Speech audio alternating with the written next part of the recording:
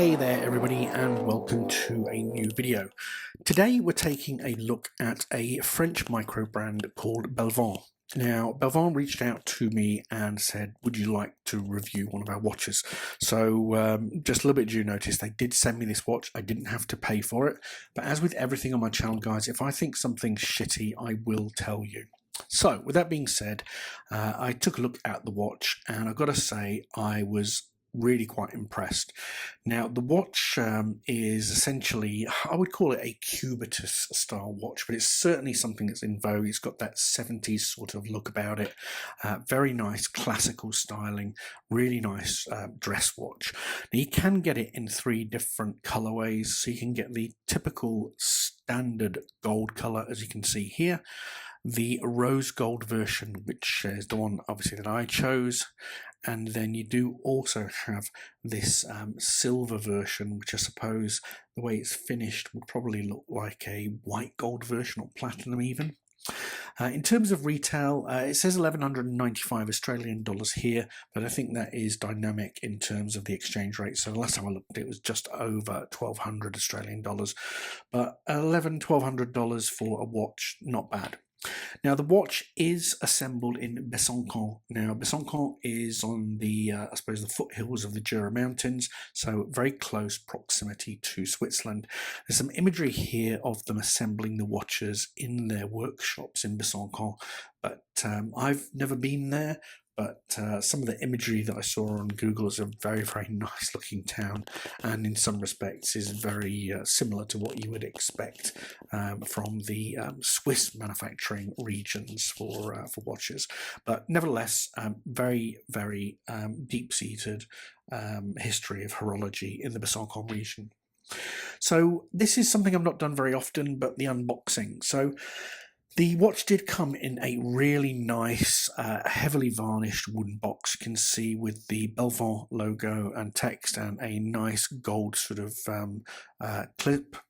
Opened up the watch and it's presented very well, very nice sort of velvet or suede sort of finish on the box. Behind the box you do get a warranty card, as you can see there, and that is a 2-year international warranty with an NFC chip, so you put that next to your phone, it will take you to the website. They did also, which was really cool, regulate the watch. So you can see there that is regulated to 6 seconds plus or minus per day. So really cool that they've taken the time to regulate the watch. And last but not least, then you do get a certificate of authenticity. Really nice. This sounds really weird, guys, but beautiful paper. It smells very nice, hand completed, and yeah, just a really nice touch.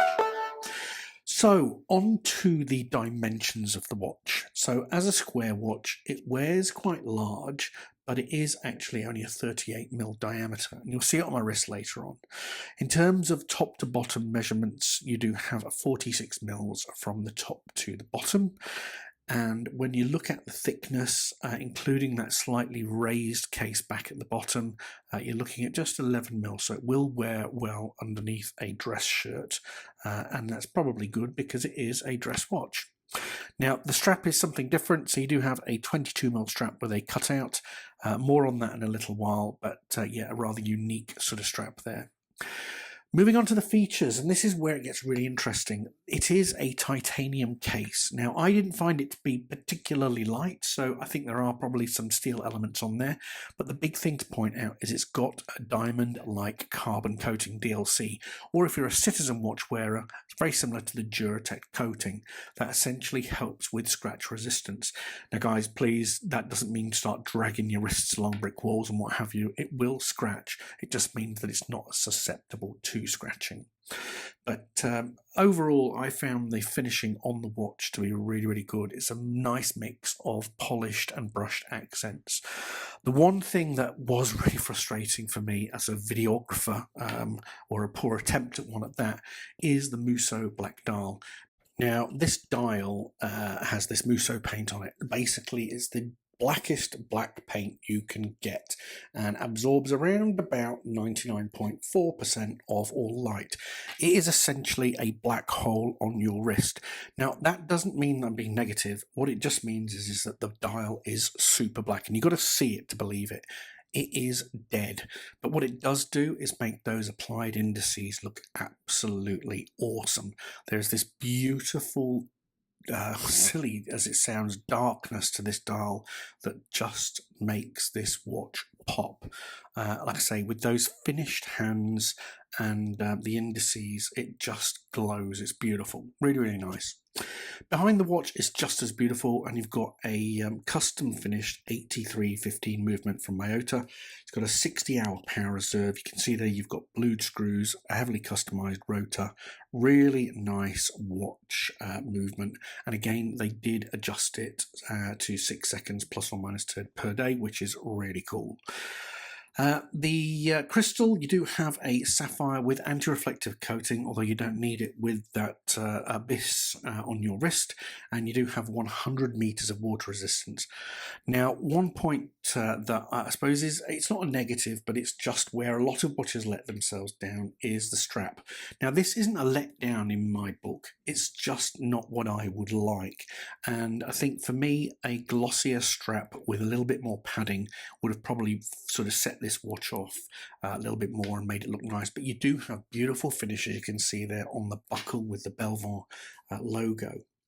Now on the wrist, for those of you who aren't aware, my wrist sits at around about 7¼ inches, depending on the humidity, etc. So it's not a large watch, but it doesn't look too small. Certainly has a very Patek feel to it when I wear it. Not that I've worn a Patek, but I can imagine it feeling just as luxurious as this Belvans does on my wrist. Really comfortable, and that strap, although it's still fresh and very sort of rigid, I can certainly see that once it's settled in and soaked up a bit of sweat, it's going to be a very, very comfortable watch to wear. The only thing to point out is because it is that slightly different end, it might be a bit difficult to get replacement straps. I did speak to Belvans about that, and they said that they will last a very long time, but if you do want one, then you can order them from them separately. You also have the macro footage here, and I'm going to just keep my mouth shut, other than to say, look at that second hand. Really cool finishing on it. You've got that Eiffel Tower to obviously back up the fact that this is a French micro brand, and they are very proud of their heritage, and so they should be.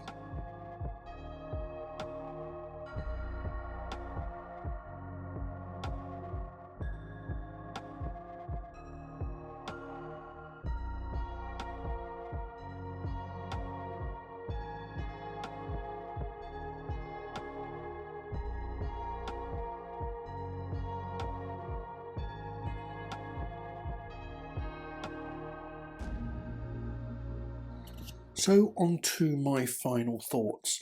Well, look, it's not for me because I don't really wear dress watches, but I do appreciate the level of watchmaking and effort and care that has gone into this brand. Again, it is a very in vogue style, that being the square retro style watch, but it's something that's always going to look cool on your wrist when you're wearing out to an occasion or a special event, something like that. At $1,200, which includes delivery, I think that's a steal for this watch. Anyway, guys, I hope you enjoyed the video. Please do consider subscribing. If you have any questions, put them in the comment section below and I will come back to you. Thanks a lot, guys. Take care. Goodbye.